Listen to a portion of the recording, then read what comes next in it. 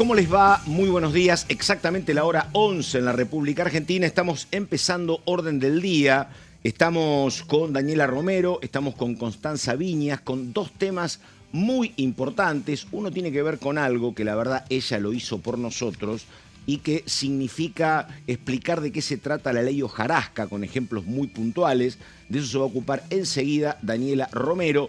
Y otro tema absolutamente de coyuntura tiene que ver con un pedido de informes por parte de la oposición sobre el patrimonio del jefe de gabinete, y en eso está trabajando Coti Viñas, así que comienzo saludando a ambas. ¿Cómo le va, Romero? ¿Qué dice? Buenos días. Buen día, Pato, ¿cómo estás? Muy bien. Te leí algo de lo que vas a contar hoy, así que la verdad ¿Te interesa un poco? Sí, no, si lo explicás así.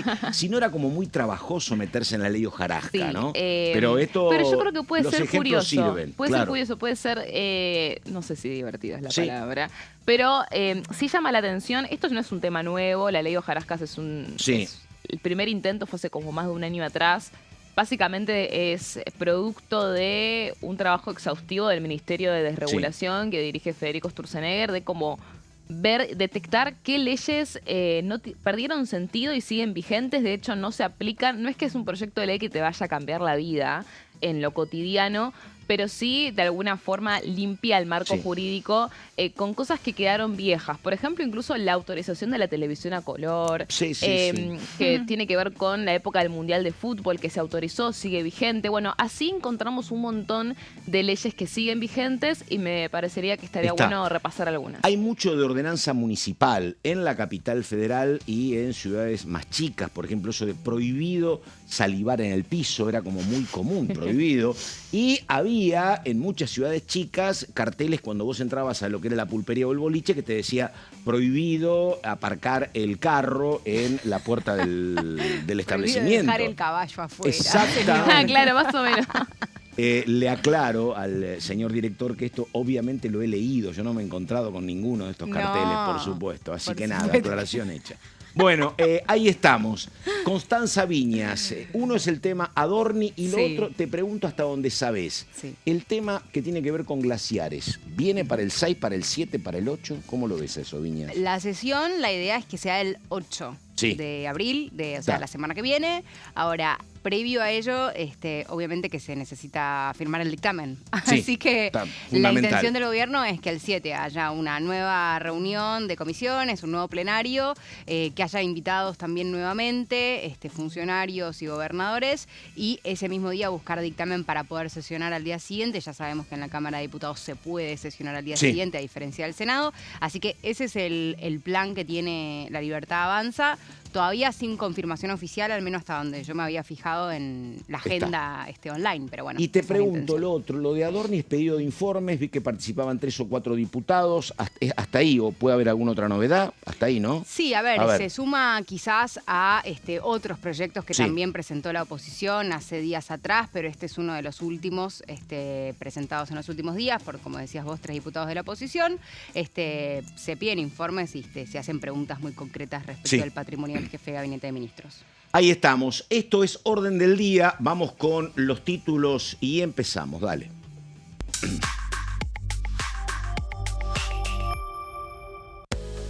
Recordamos, para hoy fueron convocadas 8 reuniones constitutivas. Diputados va a avanzar así casi en la totalidad de la conformación de las comisiones pendientes de integración.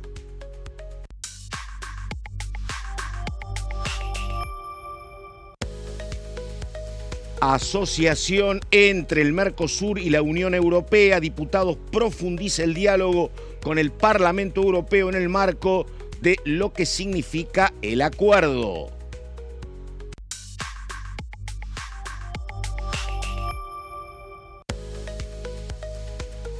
Buscan prohibir celulares en las cárceles. El proyecto de ley fue impulsado por la diputada Silvana Giudici.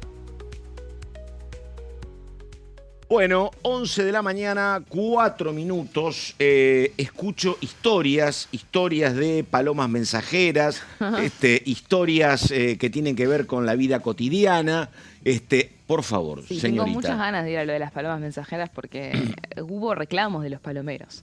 Claro, con ¿sí? respecto. Sí, Claro. sí, sí. Vamos a repasar, Pato, entonces. Estamos hablando de esta ley hojarascas que, como te decía recién, no es la primera vez que se presenta este proyecto de ley. Ha tenido otros intentos en momentos en donde la coyuntura o la agenda parlamentaria iba para otro lado. No habían tampoco números del oficialismo para instalar agenda propia. Así que había quedado... Cierto. Había quedado como un poco... en el tintero. Sí, naufragó el intento. Pero esta vez...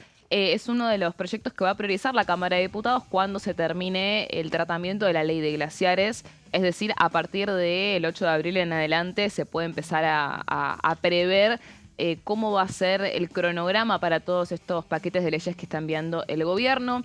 Este proyecto estuvo a cargo del Ministerio de Desregulación, que hizo todo un trabajo, como te decía, exhaustivo para limpiar el marco jurídico, para encontrar cuáles son esas leyes que ya no eran practicables, que habían perdido sentido en estar vigentes. Hay como 6 categorías de estas leyes. Por un lado, normas que fueron de alguna forma ahí tenemos placas, superadas por legislación superior. Otras que por el paso del tiempo, por la evolución de la tecnología, también quedaron viejas. Normas que el Ministerio detectó que afectaban libertades individuales, que generaban algún tipo de burocracia innecesaria, que remiten a organismos, incluso eso se ve mucho, que ya no existen o que ya no funcionan, y que organismos también que se terminan financiando con fondos públicos sin ningún sentido cuando tranquilamente podrían autofinanciarse. Entonces, básicamente esa es la lógica detrás de este proyecto de ley. Vamos a repasar, mira, ahí lo vemos en placa. Sí. Son 63 leyes y 2 decretos. Algunas, la gran mayoría, se derogan, se eliminan directamente, aunque hay alguna que otra que directamente se modifica. Y van desde el 1864 hasta el 2015. Encontramos de todo. Lo que sí destaco es que el Ministerio de Desregulación hizo como un gráfico sobre básicamente la gran mayoría de las leyes de a qué gobierno pertenecieron. Votaron, la gran mayoría son del gobierno de Isabel Perón, si no me equivoco. Eso era un poco el relevamiento que había hecho el ministerio. Pero en definitiva... Mira vos, porque es un gobierno corto, ¿me entendés? Nada, sí, un par de años. Sí, y en definitiva... a ver, es básicamente repasar históricamente todo el marco jurídico. Digo, más allá de... Hay algunos que son algunas leyes de gobiernos de facto, otras que no. Pero vamos a encontrar de todo. Vamos a empezar con las placas. Dale. Una es una ley que es, mira el número de la ley. La ley 94. Sí. Que es del año 1864. Justamente la más vieja de todas. Que inhabilita por 10 años a cualquier autoridad que haga azotar a una persona. Azotar muy específico. Esto ya obviamente había sido determinado como... Es como muy hijos. loco porque hacía 50 años que habíamos derogado la esclavitud. Exactamente. 1813, ¿me entendés? Así que la verdad es cierto que haya existido la necesidad de escribir una ley así, bueno, pero bueno, pasaba. Evidentemente sucedía. Bueno, y aparte ya había sido, o sea, ya estaba la Constitución del 53, 11 años antes, esto ya era un tema que no estaba habilitado claramente. O sea, es una ley que de alguna forma sanciona algo que ya no se podía hacer. Esto fue durante el gobierno, si no me equivoco, de Bartolomé Mitre. Puede ser, claro. Tiene 150 años. Esta es una de las leyes que vamos a encontrar en el proyecto. Otra también es la 20.802, que es del año 1974, durante el gobierno de Juan Domingo Perón, que crea el carnet de mochilero obligatorio. Está destinado para los que viajan a dedo. Claro. Yo ya no hago eso, no sé si alguna vez lo hice. Bueno, era absolutamente yo lo he hecho común. Y no tenía carnet. Pero lo que pasa que exactamente.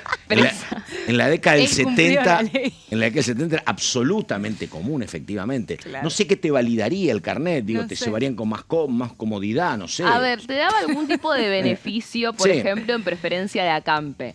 Eso es lo que destacan. Mira. Y en la práctica servía ¿para qué? Para que las fuerzas policiales detuvieran a personas sin el carnet, básicamente. Me dicen acá que era si te paraba la policía para demostrar que solamente estabas viajando y que bueno, por eso, no cometías ningún hecho delictivo. Te detenían de alguna forma bajo el pretexto de estamos averiguando los antecedentes. Era algo absolutamente común, además, facilitar el traslado de policías, de maestros, por ejemplo. Había viajes largos, pero había mucho menos transporte y era muy común de una localidad a 50 kilómetros, te llevo y te traigo, era absolutamente usual eso. No había delitos contra los propietarios, que después empezaron a aparecer delitos, entonces ya la gente paraba menos. Pero el camión o el auto, la camioneta era muy usual que cargara gente. Entiendo también que si era algo habitual, tal vez le daba también tranquilidad a quien iba a llevar a esa persona. Totalmente, claro. Estoy habilitado de alguna manera. Claro, estoy habilitado para ser transportado. Después apareció esto que es muy común, tené cuidado a quién subís, porque si tenés algún accidente, tenés que hacerte cargo de la vida de la persona que llevas al lado. Después. No registraba ese inconveniente en ese momento, pero bueno. Bueno, claramente Uber no había, así que se viajaba. Yo creo que una vez lo hice en Punta del Este. Muy bien, muy bien. Pero sí. Pero es Uruguay, ya acá no corría. Sin carnet tampoco, ¿no? No vas presa porque no era acá. Después, otra de las leyes, vamos a ir a la siguiente placa. Es la ley 14.034 del año 1951, otro gobierno de Juan Domingo Perón. Este llamó la atención porque le otorga penas de prisión a quienes propicien sanciones políticas o económicas contra el Estado ante organismos internacionales.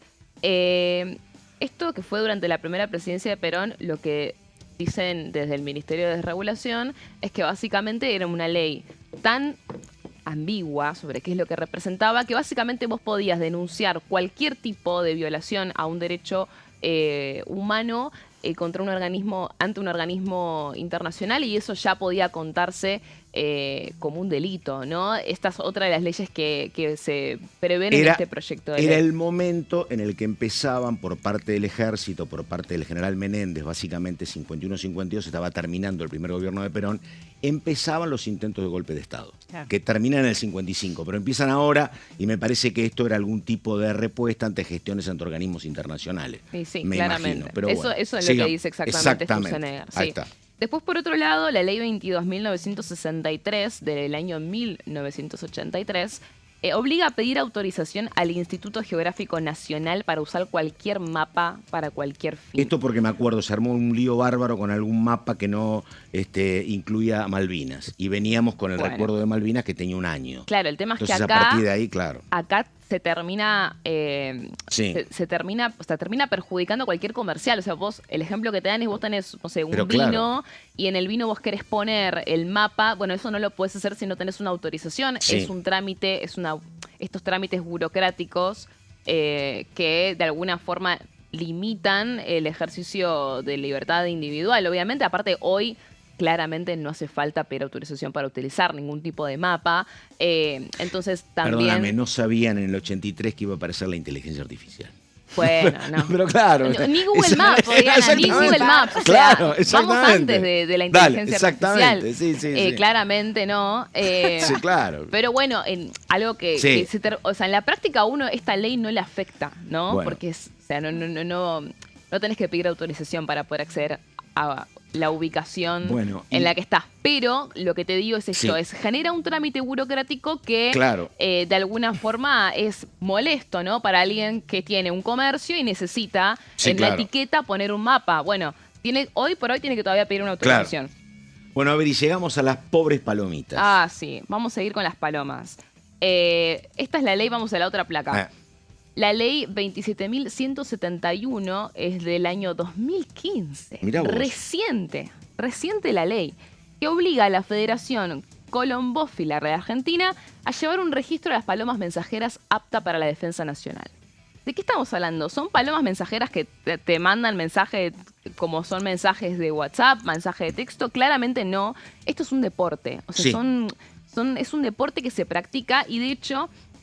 es una actividad que data del 1886 y que hoy por hoy se sigue haciendo. Totalmente. El gran César Massetti, maestro que condujo Telenoche durante décadas, era un gran colombófilo, efectivamente. En San Pedro tenía muchas palomas, competía, así que sí, efectivamente. ¿Cuántos clubes pensás que hay hoy en día de esto? Muchos hay, muchos. No sé, 150. No sé. 150, calculen. Yo hubiera dicho en ciudades chicas, Sí. Es una actividad absolutamente usual. Sí. Bueno, son 136 ¿Viste? clubes. 150, Wow. ¿viste? Sí. Para mí es un montón. Para mí Sí, es un sí, obvio, montón, pero bueno. 136 clubes. Mucha chica de departamento colombofilia. tengo acá. Sí. Sí. Y a ver, no reciben ninguna contraprestación del Estado. Eso es un poco lo que denuncian desde el sector, como diciendo, bueno, ¿qué te molesta que exista el deporte? O sea, esto de alguna forma garantiza la defensa o la protección o determina cómo va a ser el cuidado de estas palomas.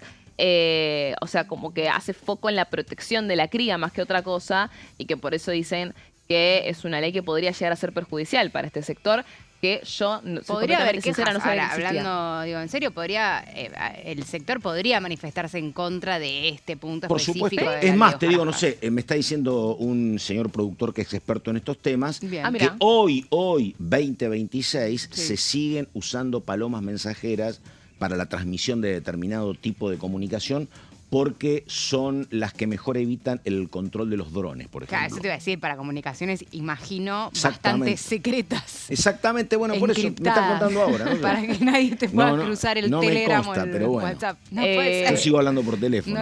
Sí, yo también. Pero bueno, hay alrededor de 20.000 palomas en competencias hoy por hoy. Esto lo denuncian desde el sector, dicen, esas son palomas hasta acá de las que nombraste es la única a la que le podemos hacer un asterisco, ¿no? Como diciendo, me tengo que ir o te queda una placa más. No, ahí termina la placa. Te pregunto, acá, por sí o por no veo que la oposición se oponga demasiado, ¿no? No lo creo. Lo que pasa es que con la ley Hojarascas, como decía también Dani al principio, creo que tanto cuando se presentó en su momento como ahora, es una búsqueda del gobierno de buscar marcar agenda, digo, no es un tema en sí buscar, que genere grandes conflictividades. Es que aparte son leyes que son impracticables. Bueno, ponemos el asterisco en la de las palomas, pero digo... No jorabas a nadie. No es algo que te va a cambiar y defenderlas cotidiana. no te va a sumar tampoco. No, es simplemente una cuestión, te diría, de formal de decir, limpiemos lo que ya no demostrar está gestión vigente. También del ministerio. A ver, vamos con el diputado Brugué, hombre de la provincia de Córdoba, que decía lo siguiente, convocatoria de ayer, y le explicaba el representante mediterráneo. A ver. Hoy nos convoca la Semana de Malvinas. El 2 de abril se van a cumplir 44 años de ese conflicto que tuvimos con Gran Bretaña por la recuperación de nuestras islas, y evidentemente hay todavía heridas abiertas en lo interno, heridas abiertas por el no reconocimiento de aquellos soldados, oficiales, suboficiales, personal de sanidad, que fueron desplegados de sus bases, digamos, originarias a lo que se conoce como el Teatro de Operaciones del Atlántico Sur, el TOAS, que estaba incluido también en nuestro continente, y que por supuesto dieron un ejemplo de dedicación y trabajo para fortalecer no solamente a las tropas que estaban en la isla, sino defender la Patagonia, que podía ser objeto de ataques de los ingleses.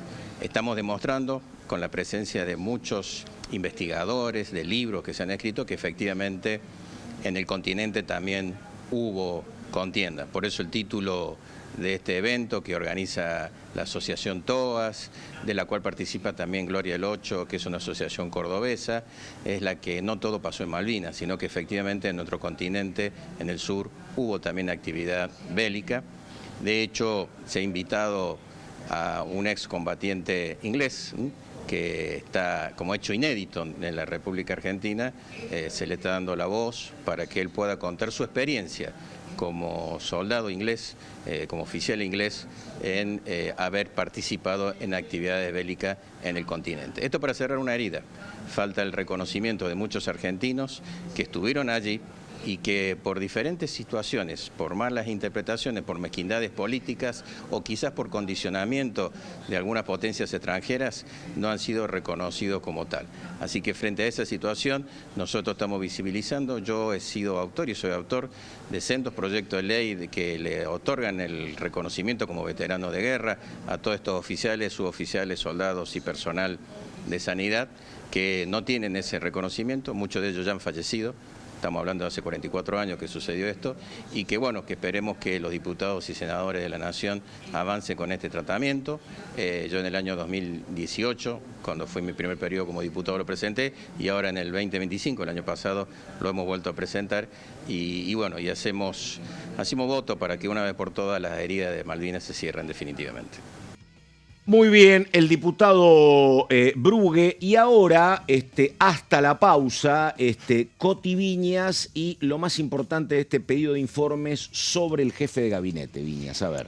Sí, Pato, mirá, en los últimos días, decíamos, ¿no? Se presentaron varios proyectos para que Ahí están. El jefe de gabinete de ministros brinde respuestas, pero específicamente estamos hablando y viendo en pantalla en este momento el pedido de informes presentado por Pablo Juliano, Esteban Paulón y Maximiliano Ferraro, para que Manuel Adorni brinde detalles sobre la evolución de sus bienes desde que asumió en el cargo. Sabemos que en los últimos días, y es de público conocimiento, sí, hay mucho revuelo alrededor de el jefe de gabinete de ministros, y motivo de ello, entonces, estos tres diputados que al mismo tiempo presentaron hoy una ampliación de la denuncia en la justicia, que debe tener que ver con las novedades de ayer. Exactamente, hacen un paralelo en el Congreso Nacional, que es lo que corresponde, ¿no? Como diputados nacionales. Ahora, ¿qué es lo que pretenden tanto Paulón como Ferraro como Juliano? Bueno, que el Poder Ejecutivo informe la evolución patrimonial, decíamos, ¿no? Desde que el jefe de gabinete asumió en el cargo, obviamente como vocero inicialmente, luego fue jefe de gabinete, también sus ingresos y sus bienes declarados, las posibles variaciones desde su asunción, ¿no? en su patrimonio, y obviamente que lo que buscan es que se brinden datos oficiales y actualizados de las declaraciones juradas y demás. Que él dijo que iba a presentarla en mayo, me parece, dijo la declaración jurada. Lo que dijo Adorni en la última, de mayo, claro, en la última conferencia era que todos estaba todo declarado, pero que obviamente por una cuestión de tiempos todavía no figuraban de manera pública, ¿no? Se podía acceder a las declaraciones juradas actualizadas, pero sí iban a estar en el mes de mayo. Resulta necesario conocer la evolución de su patrimonio, es lo que plantean estos tres legisladores de la oposición respecto de Manuel Adorni, y obviamente que el interés principal tiene que ver con la transparencia en la función pública, con el control de los funcionarios. Bueno, decíamos, ¿no? Por un lado, la denuncia que hacen en la justicia, pero por el otro también el paralelo en la Cámara de Diputados. Viñas, te hago una pregunta. El peronismo no está por ahora, ¿no? No, no es que no está. El peronismo presentó otros proyectos. Está. Antes, perfecto. ¿no? En el marco del 101 de la Constitución. Por eso yo traje que es uno de los últimos. Es el último. Hay varios de con la agregado oposición. Con el tema de ayer por la hipoteca privada que lo habilita el jefe de gabinete a la compra del departamento de la calle Miró. Por eso está la actualización de ayer. Exactamente. Muy bien. Para cerrar solamente, todo esto se da en el marco de la espera de que venga el jefe de gabinete de ministros, que ya tiene fecha, que va a ser el próximo 29 de abril, a brindar su primer informe de gestión como jefe de gabinete, porque, como veíamos hace unos instantes en pantalla, el último fue brindado por Guillermo Francos. Ahí estamos, Esto es Orden del Día, 11:22, ya volvemos.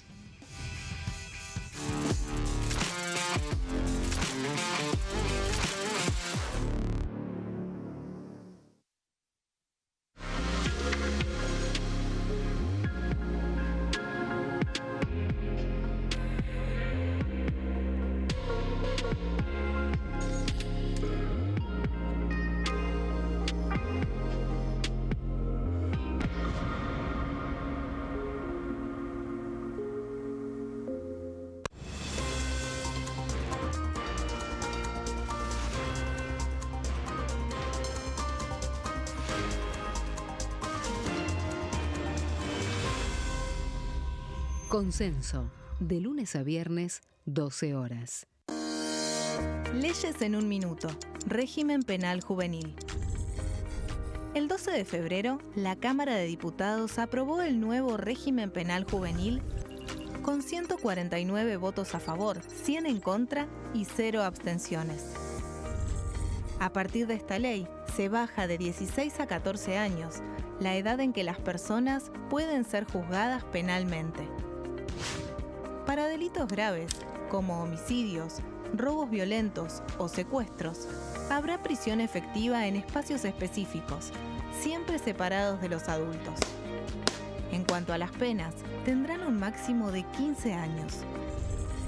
Por otro lado, en el caso de los delitos menores, se van a aplicar otras medidas como la reparación del daño, servicios comunitarios, restricciones de circulación, monitoreo electrónico y programas educativos. Además, se crea el rol de supervisor, que estará a cargo del seguimiento, asistencia y control del imputado.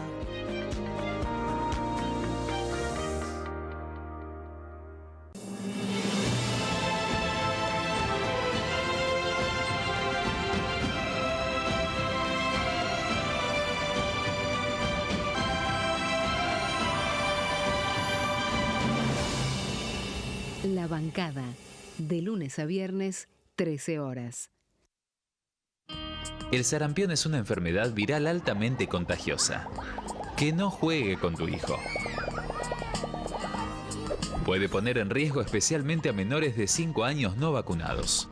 Ante la aparición de fiebre y manchas rojas en la piel, consulta de inmediato con un médico. La vacuna es la única forma de prevenirlo y es parte del calendario nacional de vacunación. Es segura, gratuita y está disponible en vacunatorios, centros de salud y hospitales públicos del país. Vos ya tenés esta vacuna. Dásela a tus hijos. Elegí prevenir.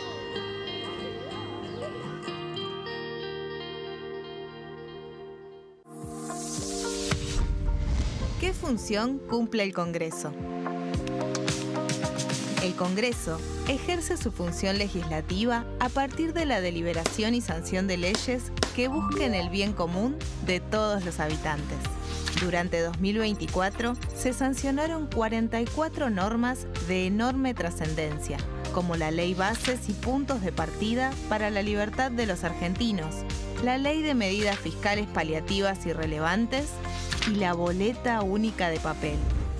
La Constitución Nacional determina las atribuciones del Congreso, las cuestiones sobre las cuales puede y debe legislar, así como sus limitaciones. También establece la relación entre los distintos poderes, que es fundamental para equilibrar el sistema republicano. Además de legislar, el Congreso tiene la función de ejercer el control del Poder Ejecutivo. Entre otras atribuciones, ese control incluye el pedido de informes, las interpelaciones, la actuación de la Auditoría General de la Nación, dependiente del Congreso, la posibilidad de solicitar juicio político y la aprobación de las cuentas de inversión. Desde la reforma constitucional de 1994, el jefe de gabinete de ministros tiene la obligación de concurrir periódicamente al Congreso para informar acerca de la marcha del gobierno. Este informe se realiza alternadamente en cada Cámara del Congreso.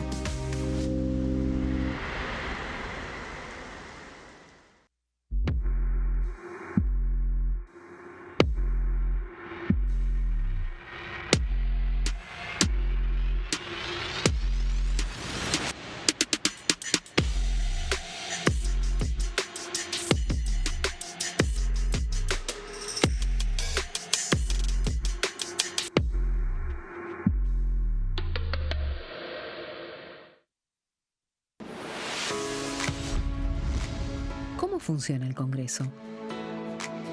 Las sesiones son el espacio donde los diputados debaten proyectos de ley para su aprobación, modificación o rechazo. En una misma sesión pueden tratar varios proyectos de ley. Las sesiones ordinarias comienzan el 1 de marzo, cuando el presidente de la Nación inaugura el periodo ante la Asamblea Legislativa y se extiende hasta el 30 de noviembre. El Poder Ejecutivo puede convocar a sesiones extraordinarias o prorrogar las sesiones ordinarias. La sesión es dirigida por el presidente de la Cámara de Diputados, que administra el uso de la palabra y las distintas instancias del funcionamiento.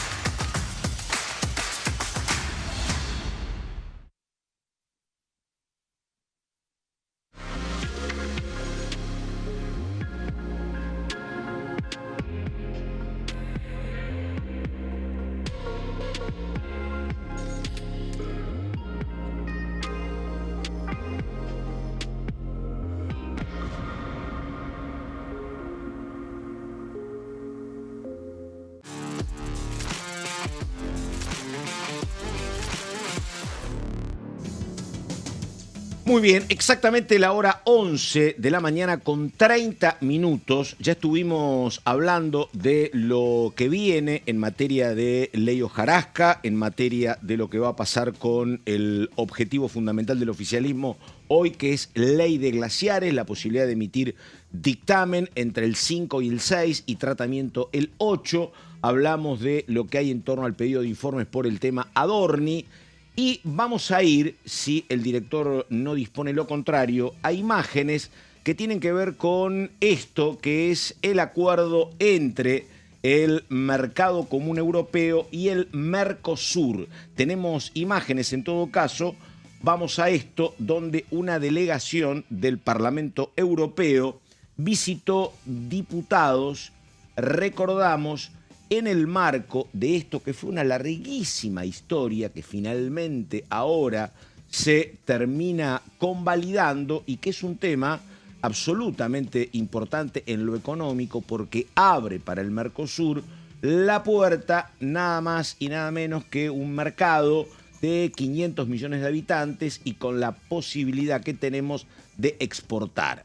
Hay, por supuesto, todavía puntos que habrá que ver cómo evolucionan, porque este acuerdo tiene que ser convalidado por cada uno de los congresos europeos. Y en Europa la opinión y la mirada no es exactamente en todos lugares la misma. Aquellos países de lo que era Europa Oriental, básicamente, por ejemplo, Hungría, Rumania, Eslovenia y otros, que se dedican mucho a la producción agrícola, a la producción agropecuaria, con mucho hincapié en lo frutihortícola, por ejemplo, son países que están bastante remisos a este acuerdo. Pero bueno, habrá que ver, queda esta convalidación, pero mientras tanto el diálogo está fluyendo y llegará el momento en que esto, que repito, tiene que ser país por país, se va a terminar convalidando. Así que nada, había algunas imágenes que quedan para la próxima. Lo otro, antes de la nota que viene, consulta para con mis dos compañeras el tema reforma al Código Penal, que es nuestro gran objetivo. Hoy está por detrás de hojarasca, por detrás de glaciares. ¿Para cuándo lo anotamos? No, la reforma del Código Penal está revisándola el ministro de Justicia, Juan Bautista Maíquez. Lo que sí van a hacer es mandar por tandas algunas cuestiones relacionadas a, primero, la tipificación de nuevos delitos y el endurecimiento de las penas. O sea, no va a haber una reforma del Código Penal de 900 artículos para el corto o mediano plazo. Se piensa una reforma del Código Penal de ese estilo para más adelante. Hay una revisión que se está haciendo a fondo. Están viendo de acotar un poco ese articulado, porque de alguna forma notaron que es preferible modificar leyes vigentes que agregar nuevas. Hay todo un trabajo que está haciendo el nuevo equipo de justicia y de eso también va de la mano de un montón de controversias que vimos durante los últimos días con respecto de qué va a pasar con los delitos de corrupción, porque una de las banderas de Patricia Bullrich y de Mariano Cunio Libarona cuando estaba en el cargo de justicia era llevar adelante la imprescriptibilidad de los delitos de corrupción, obviamente un endurecimiento de penas para todos los delitos, pero haciendo mucho hincapié en incluso que algún tipo de delito sea agravado por ser funcionario público, si se trata. Entonces, se está poniendo la lupa en eso, dado a toda la coyuntura política actual. Desde el Ministerio de Justicia dijeron que de ninguna manera están pensando en reducir las penas por delitos de corrupción, pero que es un tema que todavía no empezaron a hablar, que lo están analizando, así que yo creo que, Pato, la reforma en sí, yo creo que vas a ver algunos proyectos este año, pero la reforma en sí a largo plazo.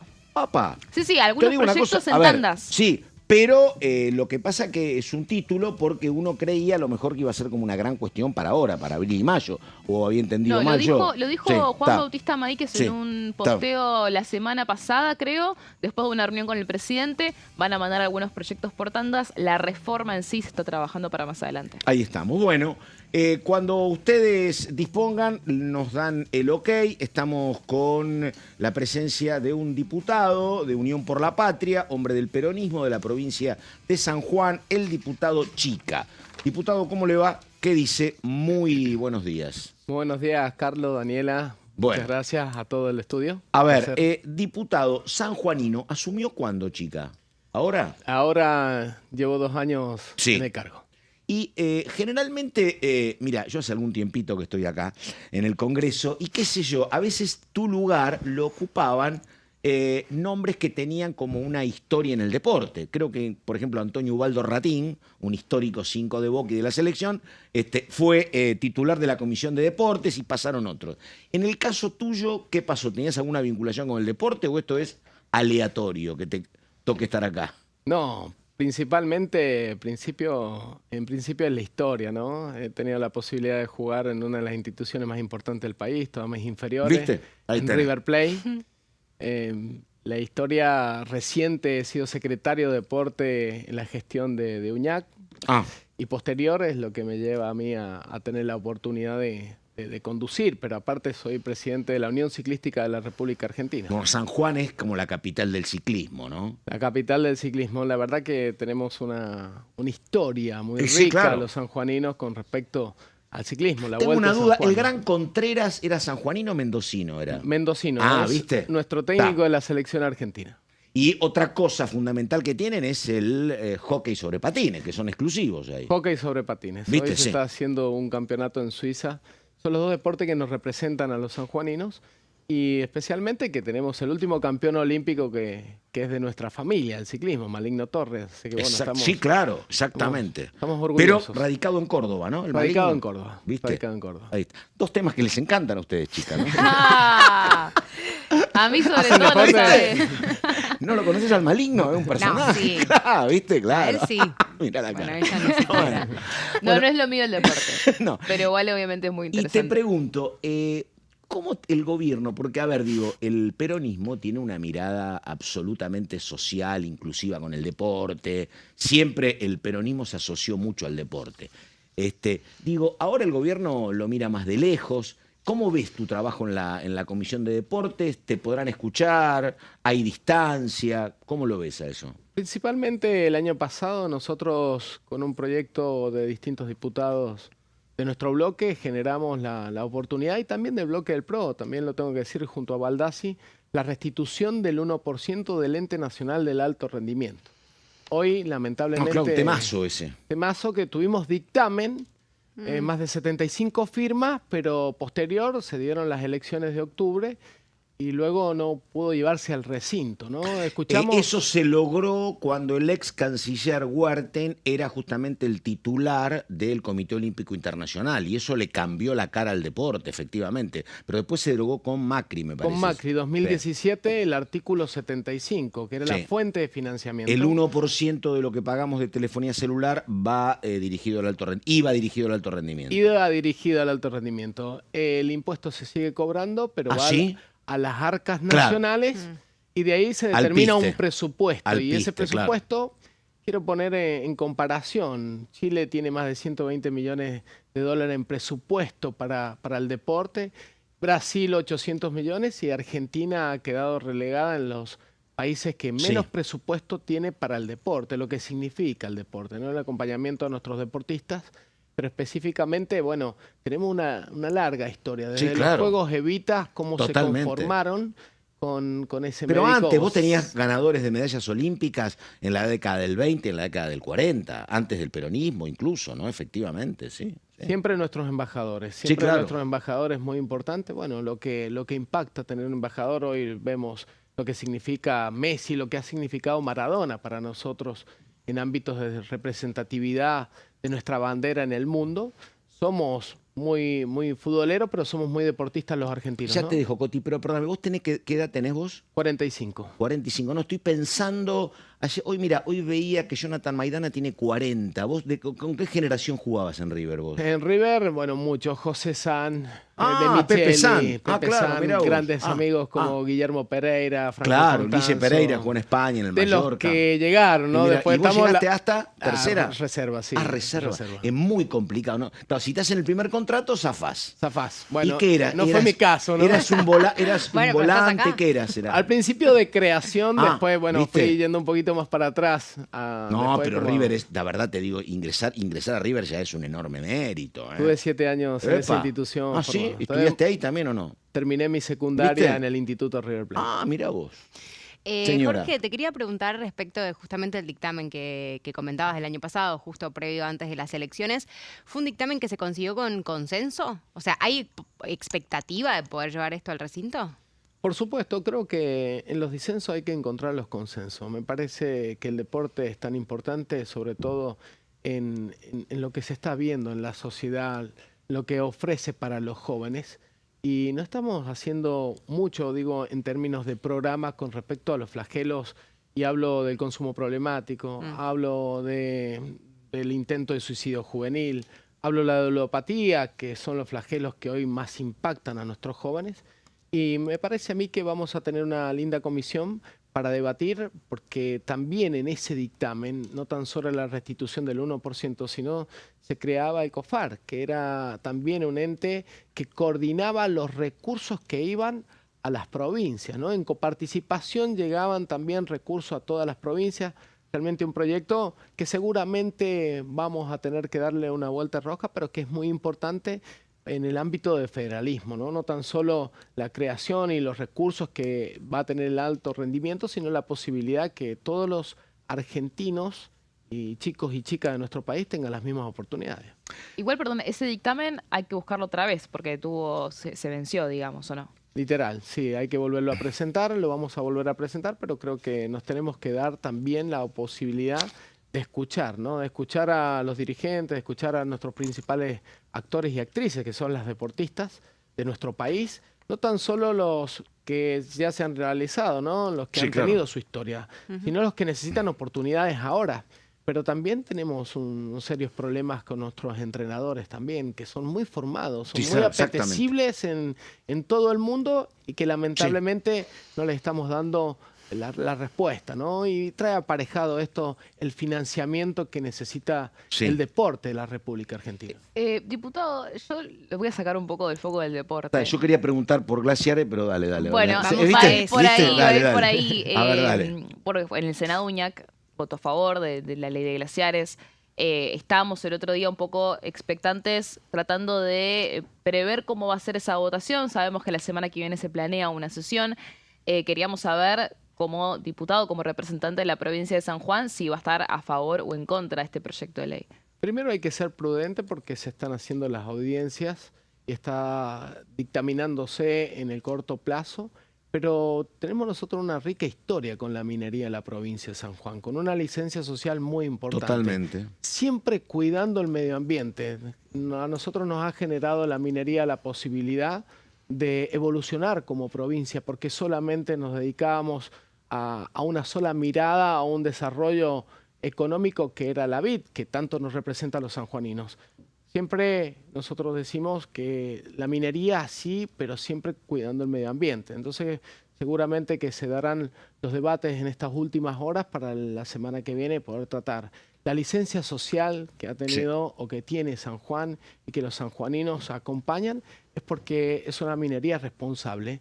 Y seguramente que vamos a tener la oportunidad la semana que viene de expresarnos, ¿no? Lo veo más cerca del sí que del no, pero vos sabés que yo a favor de Chica, yo siempre cuento una cosa que pasó cuando se votó esta ley de glaciares acá en el Congreso. Había mucha gente que se oponía a esta ley de glaciares vigente. El abanderado era Pino Solanas con un discurso espectacular. Eran muy pro medio ambiente. Y siempre me acuerdo que fue un discurso muy emotivo de un diputado sanjuanino que dijo: a mí me llama la atención que están en contra de esta ley, dice, los bonaerenses que tienen soja y carne, los habitantes del litoral, los cordobeses, ustedes tienen leche, tienen vaca, tienen trigo, nosotros lo único que tenemos es piedra. Si no desarrollamos la minería, ¿de qué quieren que vivamos? Y me parecía que era una mirada muy entendible, ¿no? Porque de acá es más fácil ser medioambientalista, pero yo no tengo otra cosa que la minería, ¿no? Para reforzar sobre lo que usted está diciendo, Carlos, era Daniel Thomas. Y creo que lo más importante, nosotros de que tenemos uso de razón, tenemos una crisis hídrica. Cuidamos más que nadie el agua. Entonces, lo más importante es que también nosotros tenemos una ley provincial de las más importantes del país, donde cuida nuestra naturaleza, donde cuida el medio ambiente, y eso es lo que nos permite a nosotros, que también nosotros podamos decidir parte de nuestros recursos. Este desarrollo ha comenzado con nuestro espacio político Comenzó con Gioja eso. Comenzó con Gioja. Claro. Se desarrolló después con Uñac. Sergio Uñac. Pero bueno, los sanjuaninos no tiene que ver con una bandera política, sino con un desarrollo cuidando el medio ambiente, vuelvo a repetir, cuidando el agua, pero sobre todo teniendo la fortaleza de que tenemos una ley provincial muy importante que nos permite a nosotros tener esa licencia social. Y en este sentido, ¿cómo viste las audiencias públicas de la semana pasada, donde mayoritariamente las voces que se escucharon fueron en contra, a pesar de que, bueno, quizás la semana que viene nos encontremos con un escenario donde dentro del recinto tal vez haya más sí que no? Pero bueno, muchas veces pasa, ¿no? Que quizás algunos sectores se llevan los discursos y otros se llevan la ley. Pero ¿qué mirada tenés respecto de las 2 jornadas de la semana pasada? Me parece muy importante. Las expresiones tienen que estar desde todos los lugares. Me parece muy importante que todas las personas, los argentinos y argentinas, se puedan expresar y cuidar el medio ambiente. Creo que eso debe ser una ley para todos nosotros. Principalmente, yo soy muy prudente porque nos ha pasado un dictamen termina, o un proyecto de ley se terminan cambiando en el recinto. Entonces, muchos aspectos uno por ahí adelanta un voto, que después hay situaciones en las cuales uno no coincide con su mirada o con su forma de vivir y realmente termina cambiando el voto en el mismo momento, porque se han hecho modificaciones, nos ha pasado en muchas de las leyes, ¿no? En ese sentido, diputado, desde quizás la oposición, pero que de alguna forma, en este caso puntual con Glaciares, tiende a estar a favor de que haya algún tipo de flexibilidad para habilitar la minería. ¿Hay algún tipo de diálogo, crítica o observación que hagan con respecto de cómo quedó el proyecto, de cómo quedó la redacción? Porque un tema que se abordó mucho fue la seguridad jurídica que tenía que justamente dar ese proyecto de ley, porque si el día de mañana, si la idea, el objetivo es que vengan inversiones, necesitas una ley que no vaya a ser judicializada justamente para otorgar esa seguridad de que puedan invertir en este país. Entonces, me interesa preguntarle puntualmente sobre eso, si ve que es un proyecto que es mejorable, en qué sentido, en ese caso, o si, cómo ven un análisis con respecto de esta discusión de la autonomía de las provincias versus la protección del recurso hídrico, que es uno de los temas que más amenazan con judicializar eventualmente si se sanciona esta ley. Me parece muy importante que las provincias puedan cuidar sus recursos. Los sanjuaninos y quienes están dentro de la ley provincial tenemos la posibilidad, para darte un dato, el Yaniglia tiene entre glaciales y periglaciales un 5.000 más o menos, nosotros tenemos 6.000. Entonces me parece muy importante, nosotros desde la provincia de San Juan, quienes están dentro de todo el núcleo, desde las universidades, de los profesionales que tienen que decir si ese glaciar o periglaciar genera o va a la cuenca hídrica. Y me parece importante que lo podamos debatir, pero que cada uno de los que viven y tienen el recurso puedan decidir, ¿no? Entonces creo que desde que tenemos uso de razón, nosotros pretendíamos que las conducciones y las decisiones las tomaran los sanjuaninos con la responsabilidad que conllevan. Les pasa a muchas de las provincias mineras, ¿no? Me parece que uno no puede tomar decisiones en la situación que está pasando en Catamarca y en otras provincias. Respeto las decisiones. Por eso sigo insistiendo en que hay que ser prudente en cómo termina el proyecto final, ¿no? Y por eso te pregunto, porque según tu mirada, ¿por qué en San Juan hay consenso social desde hace rato? Porque yo, qué sé yo, hará por lo menos 20 años que hay minas, o 15 años que hay minas en San Juan, que yo recuerde. ¿Por qué crees que hay más consenso social en San Juan? A Mendoza le costó muchísimo, muchos fracasos, lo votaron recién ahora. En Chubut hay rechazo, en Catamarca. ¿Por qué crees que en San Juan fue distinto? Por la responsabilidad en hacer la minería. En algún momento hemos tenido algún caso. Rechazo, sí. ¿Han tenido alguna pérdida, alguna contaminación de agua y se paralizó? Sí. Y ha sido la multa más cara de la historia. Sí. Entonces cuidamos nosotros nuestros recursos y cuidamos el desarrollo. Hay una carta emitida por el partido al cual pertenezco, esbozándose y explicando los beneficios que nosotros tenemos. Y la responsabilidad no es de un espacio, es de todos los sanjuaninos, es de los que hoy conducen la provincia, pero también de los entes que llevan adelante todo el seguimiento, ¿no? Y perdóname, en el bloque, ¿cómo está? Si vos decís, che, a mí la verdad me parece que hay que votar a favor, ¿en el bloque hay algún cuestionamiento o no? Ya hemos pasado una situación por acá. Sí. ¿Recuerdan ustedes que nosotros hemos votado el RILLE a favor? Ah, sí, claro. Hemos votado el RILLE a favor porque me parece que muchos de los aspectos, una ley sumamente mejorable, pero que comenzó en Cámara de Diputados y teníamos la posibilidad de mejorarla en Cámara de Senadores y poder mejorarla posterior en la Cámara de Diputados de la provincia de San Juan, pero nosotros no podíamos no dar las oportunidades, porque también sería parte de una incoherencia de vida. Ahora que no tenemos la conducción de la provincia de San Juan, no poder decir minería no. Teníamos que dar la oportunidad. Los sanjuaninos viven, estamos a 1.200 kilómetros de donde se decide realmente el ecosistema argentino, ¿no? Por no decir piensan distinto, a veces votan distinto, pero ustedes no rompen. Como no, literal. Me parece que la prudencia y el respeto debe estar dentro del bloque, ¿no? Ahí está, chica, de todo, chica, jugador de fútbol, empresario, diputado, así que bueno, diputado en serio, muchísimas gracias. Ha sido un placer. Ahí estamos. Bueno, Coti Viñas, ¿algo que agregar? ¿Alguna cuestión pendiente? Bueno, hoy se conforman varias comisiones que todavía faltan en la Cámara de Diputados, o sea, casi las últimas, y obviamente con ojo puesto especialmente en la última que se va a conformar, que es la de juicio político que tanta polémica tuvo, pero bueno, hoy se finaliza. Dani Romero, muchísimas gracias. A ustedes, me encantó el capítulo suyo dedicado al deporte, me encantó. Sin comentarios. Con mucha información. Con mucha información. Tenemos que terminar enseguida la continuidad de TV y mucha conformación de comisiones a partir de un rato. Gracias. Buenos días.